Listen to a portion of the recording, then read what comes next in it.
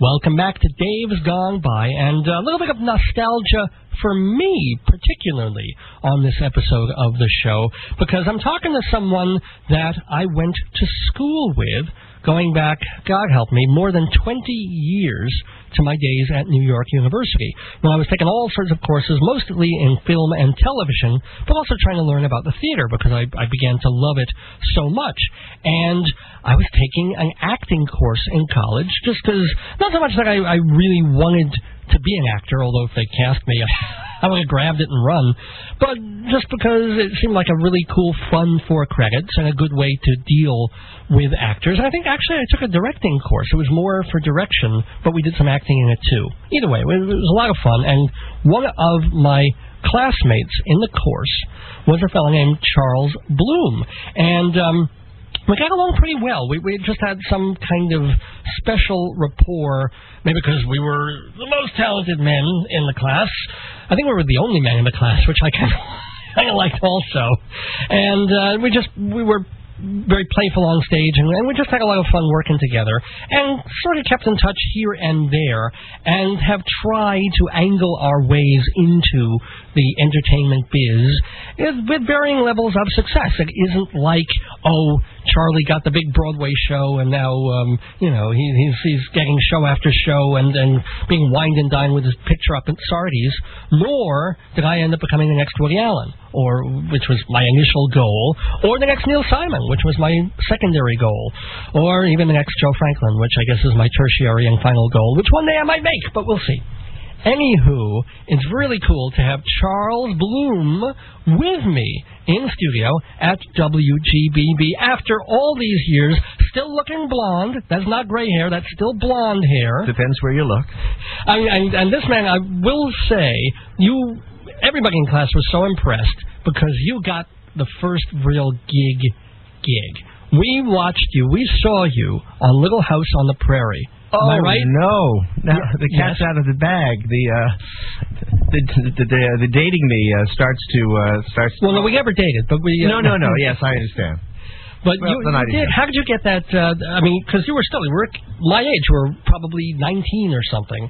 And well, I had already had. And by the way, hi Dave. It's nice to see you again since the Reagan administration. Better to say that. Let them do the math on their own. Well, I had already had a slight acting career going even before the Little House on the Prairie. But even for 10 years after that, people would remember it. But it was after the acting career that I went to college, which led me to you. By the time I was in college, my acting had stopped because I went to NYU to study music formally. And what appealed to me about the school was its no-frills sort of atmosphere. There were no toga parties. There was no hazing. At least there wasn't to me. So I could go there, assimilate information, and then apply it in a professional marketplace. Actually, I can't say that I missed toga parties or hazings or anything like that, but I did miss the idea of a campus.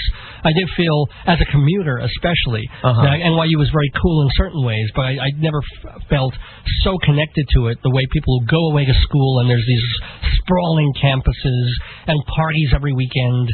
I'm sure. I'm sure that there's appeal to that, particularly if you come from a certain upbringing, but for me, I just needed a place to go, get information. I wanted to study music more formally. And did that work? Did you learn it there? Did they really teach you well? Yeah. In the way that any educational system can dispense information. It doesn't really change the way you end up expressing it artistically, but it's good to have more quivers in your bow, more technical knowledge, so as to interpret it instinctively later on. But no, I'm very glad I went, and good.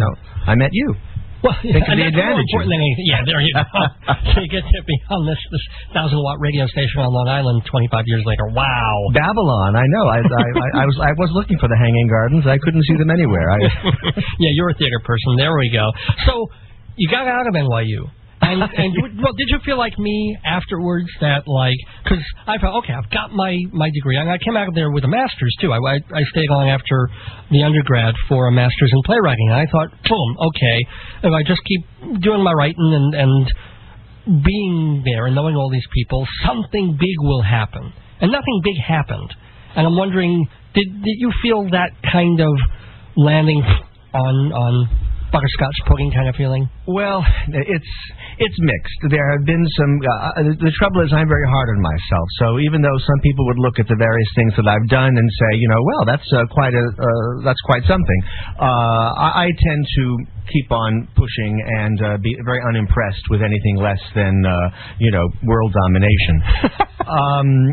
But over the past 20 years, my songs have been sung by all manner of people. It's say some names. Oh, come on! Are they going to drop out of the sky? Well, most recently, Christine Ebersole, who was in Grey Gardens last season, she heard a song of mine in a review called "What's a Woman to Do," and via my orchestrator, and said I want to demo that, and I said, well, then let's do it. Cheyenne Jackson from Xanadu, right? And also United 93. He has a very large part in that, and is spectacular in it. He's demoed two of mine. They're on my site right now. One is a country song called "I Said It and I'm Proud," and another one called "To See You Happy." And by the way, working with both these people was just terrific. It's so nice when you're dealing with talented people, because you know that you can give them the tools within the song, and then you have to kind of let it go and set them free for them to explore the mechanics of it. So it doesn't seem just a distillation of your expression. It comes from them. Actually, you mentioned that people can hear their versions of your songs on your website, which would be... Drum roll, please. It's www.charlesbloommusic.com. And it's one M in there, by the way. Right, and that's the thing. It's one M, which functions at the end of Bloom and at the beginning of music. So it's charlesbloommusic.com. Or you can Google me, and it'll be there on the first page. That may be the easier way if people forget, because it's things like Charles Blue Music or Charles Bloom Music. Yeah, that's .com, right? All roads lead to Rome with one M. Charles' songs have also been covered by people like Barbara Walsh, who was in Falsettos, and in that one about the English. She was also in the recent revival of Company. Yes, of course. And she sings a duet with one of her cast members from that show, Matt Castle, and they sing a song called "Call Me When You're Single." Something that people have listened to and found a great deal of identification with. Cool.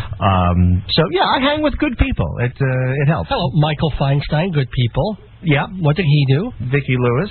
Andrea Marcovici. Yeah. It helps. So the question then becomes, why haven't all these people, with all these things, why hasn't there been a bigger clamor? And I guess the answer to that is sometimes it's luck. And sometimes it's I have no agent or I have no publisher. So there is no real active pipeline through which work of mine, can get to where it needs to get on a larger scale. Right. I mean, it's played, by the way, it's played a lot on radio in Australia. Aren't you going to Australia? Yes. But in a larger view, I'm noticing that as tough as it is for me here, and it's getting better. Good things are coming up. We can talk about it. But in Australia, it seems to have really embraced my stuff. It's played on the radio there almost every week. I think I know why. I think because there's an element in some way of the kind of music that you do and the kind of composer that you are. Whatever this means to you, Peter Allen. They fathered him, they sired him, they created him, and you're working in some level in the same genre. Some. Also, because they are later to the dance of musical theater, they are a little closer connected to traditional structures.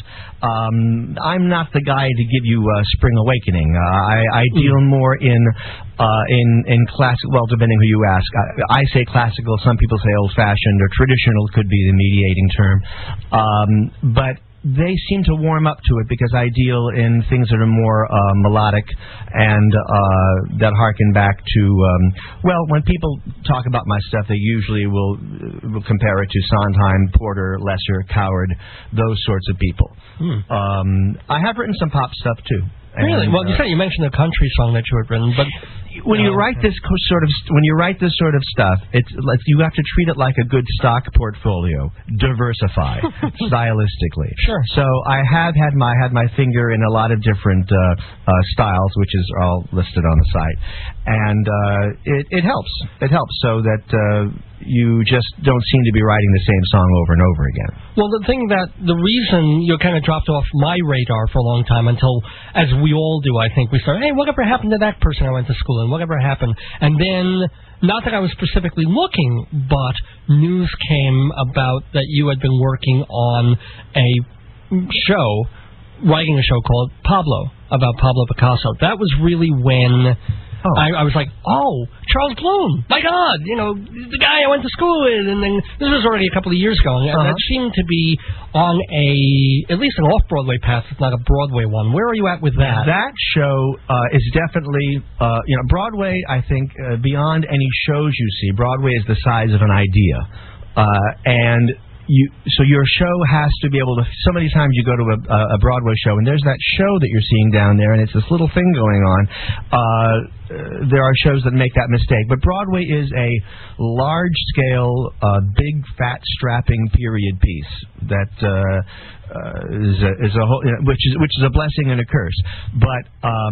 it's gone through 14 drafts, 6 workshops, a fully staged reading last November. Based on what I know today, it's going to have its first commercial production in March of next year at a place in Rehoboth Beach, Delaware, called Clear Space Productions. Okay. But it's been through a lot of development, and as writers always seem to say after a workshop, I think that it's ready. It's just that it's tough. It's a big piece. It's a big piece. Big enough. It deals in his life between like 1899 and 1906, and concludes with his first commercial success. The show, in a nutshell, is really almost about Picasso incidentally. It's really about any young person who is growing up in a dusty, hick town of Barcelona, with dreams and hearing different things in his head, who's misunderstood in his time. It applies to all sorts of things. As he gets older, by the way, he's not really worth musicalizing as a personality. If you know the span of his 93 years, by the time he's 30, he's doing the posters for Stalin, and it's not a good person you want to put on stage. But as a kid, right, all that confidence, all that arrogance, I should say, is really translated as confidence, and he really does become a viable character in the confines of musical theater literature. And plus you maybe can throw in Alice B. Toklas and Gertrude Stein, or is that too early for them? Yes. Yes. She has her solid sedentary moment in the second act. A song is a song is a song. It is what it is, actually, is the song she sings. We're talking with Charles Bloom in the neighborhood. He's a composer and lyricist for some hopefully Broadway-bound shows, and also a lot of cabaret material for a bunch of famous people. And we've been asking him about how he works, but kind of wondering who your influences were. I mean, Sondheim, obvious, assumedly, but who else? I tend to stick with the old guard. Like I mentioned earlier, different influence for different reasons. Sondheim, Coward, Porter, Lesser, as I said earlier, and Rogers too. It's all part of Bill Finn sometimes. Okay. But it's all part of. It's all a contribution to your eventual palette of expression. I think the thing about Sondheim, more so than just his work, because my work doesn't really sound like his, though people say that it does, because when anything is sophisticated, that's where your mind goes to immediately. Yeah. But it's also, from him, it's a passion. Devoting your entire life to a body of work, to a genre. That's something I've always admired in him and his work. And I will say that over the decades, he has been occasionally supportive of my stuff, and I'm very grateful for his input. Oh, cool. Yeah, I mean, as far as being very personally connected to him, I mean, the shows and the composer-lyricists that influenced your work, just from your hearing them or growing up listening to them. Like, if you had to pick the best Broadway musical ever, it would be... Oh goodness! See, the thing is, what's best? It's hard for me to answer questions like that, but because I just don't. I think that a lot of shows have different things to offer, even if it's just a single song, you know. But I suppose Sweeney Todd is probably one of the great masterpieces, and as evidenced by how brilliantly it connected to film. Oh, did you see that? I didn't see the movie. Yeah, you must.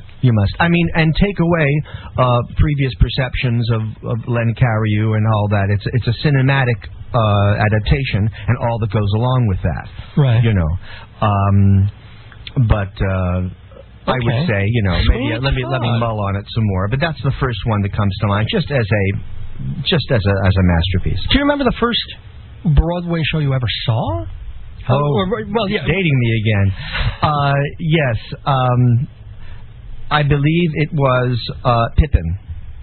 Pippin in the early 70s, and right after that, the Candide, the revival of Candide, where they broke up the whole theater, which was unusual at that time. The one with Mark Baker and Victor Garber, I think, was in it. Oh, okay. Louis J. Stadlin was in it. It was at the Broadway Theater. So yes, that takes me back a little bit, but those were influential experiences early on. Huh. And let's say over the past 5 or 10 years, could you pick a Broadway musical that left you completely like, wow, like this is what I want to do, or this? Oh, I knew what I wanted to do before. Oh no, I mean I knew that, yeah. But reminded you of how great theater can be, because sometimes the contemporary stuff doesn't get the. You know what I'm saying? That when I had that feeling that you get, and you don't get it very much these days, that I would say the Full Monty is the last time I saw a real full course show that didn't really rely on just one or a couple of songs going in. I think the opening number alone to the Full Monty is absolutely masterful. That's a really good score, and yes. I also loved his. That's Tony Yazbek, David Yazbek. David Yazbek, and then he went ahead and did Dirty Rotten Scoundrels 2 seasons ago, which I thought was hysterical. People just didn't like that one as much, but I thought it was marvelous. Oh yeah, well he has a particular voice, and that's a good thing, and you have to know how to move away from it so you don't sound as much like yourself, in the second pass. But he's a very talented man. The thing about being a Broadway composer lyricist, did you also do the book for Pablo? I did. Okay, but most of the time it's just music and lyrics. I would like future projects to be involving someone else in that capacity, but so far I've been doing it on my own. Which means that you can't just work on one project, because if you do, everything takes 10 years to get to, unless you're Glory Days, but everything else takes forever to get. You've got to have 10 different shows percolating. These songs are working on for this person's specialty material and that cabaret singer. So what are the other projects that are really kind of popping for you? It's called Career by Shotgun. It really is. You just keep on sending things, arrows in the air, and then 3 months later the phone rings and you try to pretend like you remember what you sent them. Another show of mine, Heaven Knows, had a fully staged reading just last February at the Fourth Wall Musical Theater in Bloomfield, New Jersey. Went very well. It's now really ready to be seen in town. It's fortunate to be able to have a New Haven, Connecticut, to have a place you can go and make some changes before it's seen in New York. Because, as the people in Glory Days and all of that, once you're seen here, that leaves an indelible impression on all that. So there's that. There are a lot of things. There's going to be a series of concerts of my stuff called Away with Words in Australia once again, done by a man named Will Conyers and some other people. That's going to be going later in the year. Is there a difference between writing specific cabaret songs and writing songs for a show? a book kind of show? A very good question, and something I didn't have the answer to right away. But I can tell you categorically that writing a linear score, which is just following a story, is easier than writing cabaret review material, because it's what I did. I didn't get this idea either, but I caught. When you're writing a cabaret review stuff, it's about the next joke. The audience isn't in possession of a fuller story on which they can pin certain understanding. It's just next line, next laugh, be funnier, I retain nothing. In a show, however, you have very, very much more narrow obligations.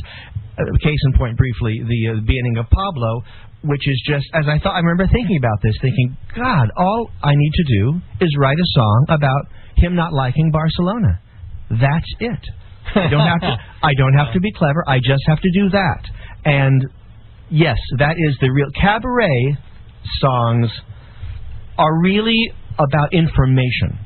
Information is divided by the geography of the room in which you present it. Something which can be sung at the distance that we are, like about 6 feet away from each other. Right. That's what makes, among other things, but that's what primarily makes a good cabaret song. Hello, Dolly would be an example of a very bad cabaret song. It's just too presentational. It's just too rude. Yeah. Unless, of course, Carol Channing is at some event and she has to change the lyrics again. Yeah. Hello. Or change her undergarments, whatever she's changing. I probably, at this point, just her lyrics. But yes, it's two very different disciplines. Just like music writing and lyric writing are two different disciplines. Well, yeah. Do you have a preference? No. It's a... you can't see what I'm doing with my hands on radio, but they're parallel lines. He's making a swimming through it. Well, those were parallel, but also curvy. That's what it is. They're both rewarding. Music as an abstract, lyrics are a literal, and lyrics have to float on music like a lily pad, that sort of thing. It has to be that sort of relationship. They're both difficult, but rewarding. Hi, this is Charles Bloom. I'm a composer-lyricist from New York, and happy to be a guest on Dave's Gone By with Dave Lefkowitz on WGBB in Freeport. Welcome back to Dave's Gone By. We are chatting with Charles Bloom, composer-lyricist, an old friend from my New York University days, and happy to see him looking good and working really, really hard. Not old, just time-honored. Yeah, and I didn't want to give the impression, especially at the beginning of the interview, that, we're slogging along and we're not successes and well, maybe in my case, but you do what you do and what you're able to do full-time. Are you able to support yourself as an artist? Well, I did for a while. I've had to dabble in some day jobs along the way, as everybody does. But there's no shame in paying bills. It's got to be done. Not in this, in this day and age. Tell me about it. It's fine. I've always listen. I've written many songs on the selling floors of department stores. Cool. It's happened.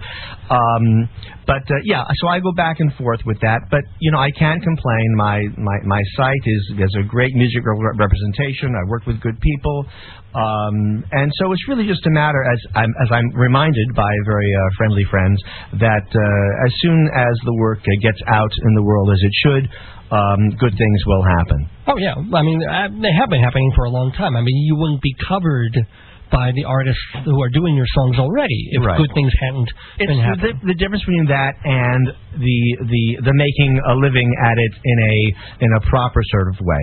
I'm right on the cusp of a lot of things. I think what needs to happen now, in brief, is to have a high-end sort of person do one of my numbers at one of those high visibility events in New York, as has happened to several of my colleagues, so as to bring attention not only to that song, but also the other, couple 300 that lie. It just occurred to me, I mean, I'm surprised at this point that maybe one of the cabaret people that you know, not necessarily like the AAA plus Algonquin type people, but the Don't Tell Mama at least people, wouldn't do an evening of Charles Bloom songs.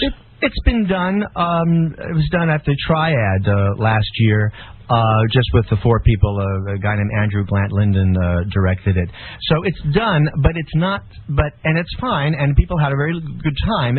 But it wasn't reviewed, and it wasn't seen by a great many producers and all that. So yes, and I meet talented performers all the time. There's going to be a review in London later this year. Oh, okay. They just kind of, shall we say, discovered me as a group of West End performers. Just so happens they ran into my site, and so I shipped over about 125 songs over there just so they have like a little library. Yeah. And they're going to put together something among about half a dozen West End performers later this year. It takes that. It's putting it together. Yeah. To quote another song. I did. And by the way, you mentioned your site being charlesbluemusic.com or charlesbloommusic.com, where you can go to hear some versions of Charles Bloom songs. Do you have any actual CDs out or that you're selling on the site? Well, I can't sell them because of an agreement with the musicians where they're created. But yes, there are demo CDs that are fully orchestrated. And by the way, about the site, most computers have it, but you got to have Real Player to listen to the songs on the site. But you can download it if you don't have it. Cool. But yes, CDs do exist, and I've given them out for free at venues. I'm not really allowed to sell them. I could, but it wouldn't be a nice thing to do. That's cool. So yeah, I share them with people as the opportunity arises. Let's get personal, Charles. Okay. So, couples only on the ice. Are you attached? Are you unattached? Are you what's all that? What's that been since NYU days? I'm afraid I'm better at life inside music than out. I wish I could tell you how that's been an easy part, but no, I've been single mostly all my life, and I would enjoy changing that status. Should the right situation happen. I've tried to change it in the past on a few occasions, but there's been no fruit born from those efforts. But hope springs eternal, and we shall see what walks into my life. But I don't go to the batter's box that often. I mean, I'm not the sort of person that can date lots of people at one time and just fling off people. My nature is really romantic. But kind of a Howard Stern-y question. Do you bat lefty or righty or from both sides? Are you a switch hitter, as it were?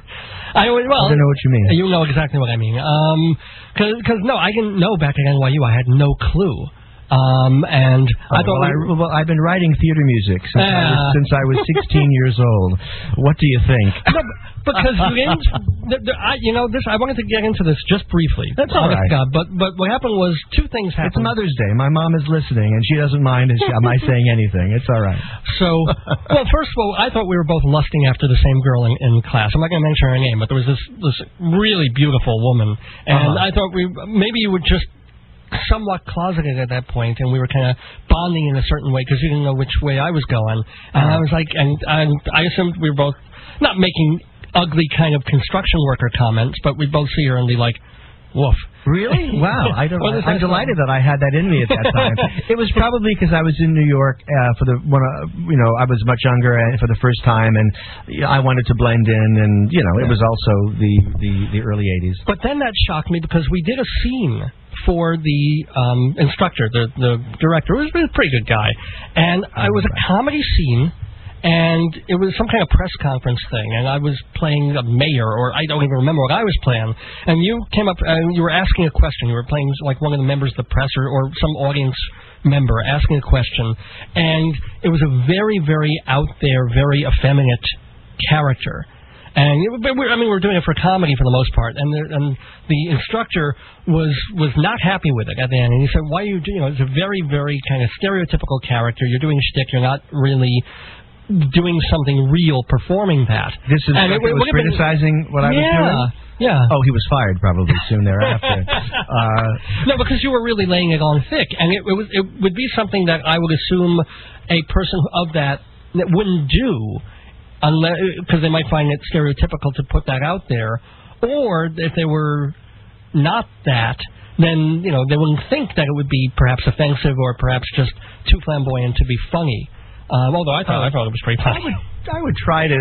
I don't remember what it is you're talking about, but I would try to instill some sort of authenticity, no matter how stereotypical the characterization is. Well, it was like a 3-minute bit. It wasn't like we were doing a 90-minute O'Neill play. Well, O'Neill plays could use with more flamboyance.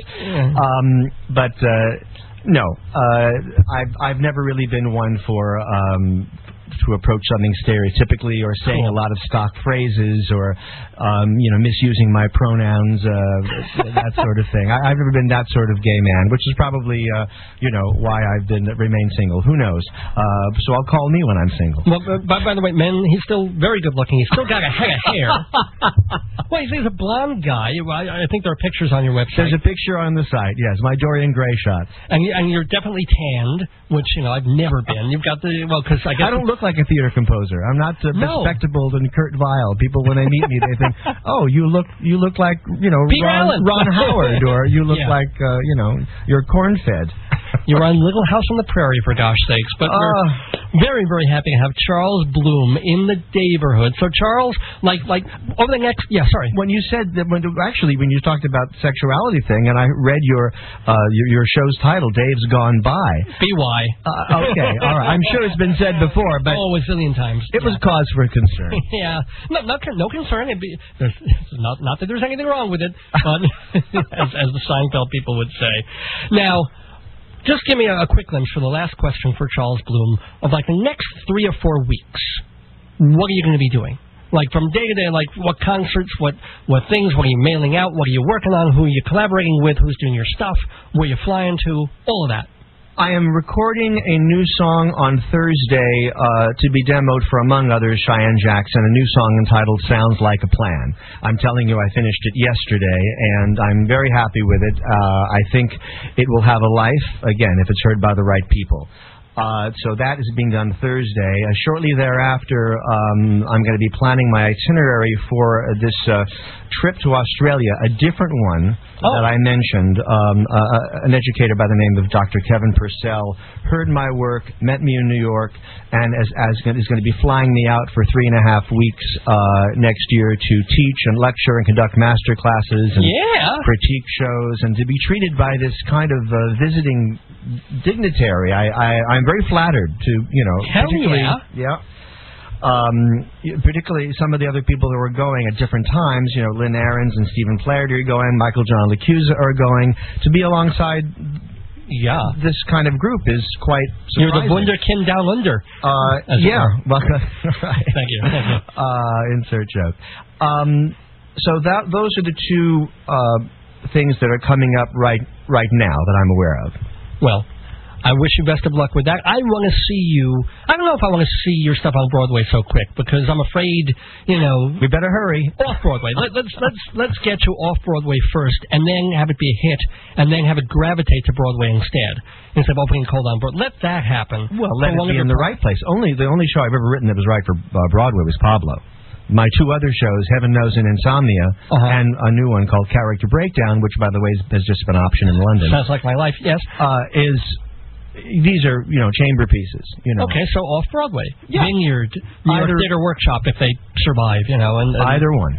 Cool. I'd be okay with it. It's so good to see you, David. Likewise, Charles. Best of luck, best in everything, and keep making the music. That's all that counts. Keep making the music. Keep scribbling.